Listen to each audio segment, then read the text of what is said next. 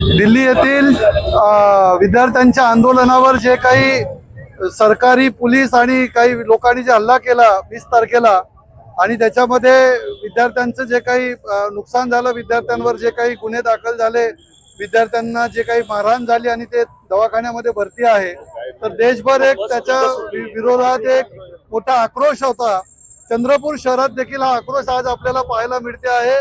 विविध राजकीय पक्ष आणि सामाजिक संघटना, विद्यार्थी संघटनांच्या माध्यमातून विद्यार्थ्यांच्या नेतृत्वामध्ये आज या ठिकाणी मोठ्या प्रमाणावर आक्रोश रॅली, बाईक रॅली शहरभर फिरणार आहे।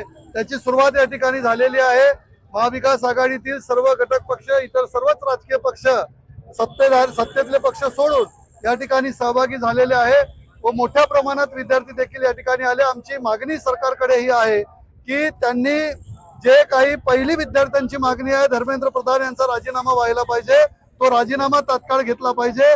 सोबतच गृहमंत्र्यांनी दिल्लीमध्ये झालेल्या लाठीचार्जची जबाबदारी स्वीकारून स्वतः राजीनामा दिला पाहिजे अमित शहा यांनी, आणि या सर्व प्रकरणाची जबाबदारी स्वीकारून पंतप्रधानांनी देखील राजीनामा दिला पाहिजे। या मागणीसाठी आजची बाईक रॅली या ठिकाणी आहे। मोठ्या प्रमाणावर लोक या ठिकाणी आलेले आहेत। रॅलीला आता सुरुवात झालेली आहे।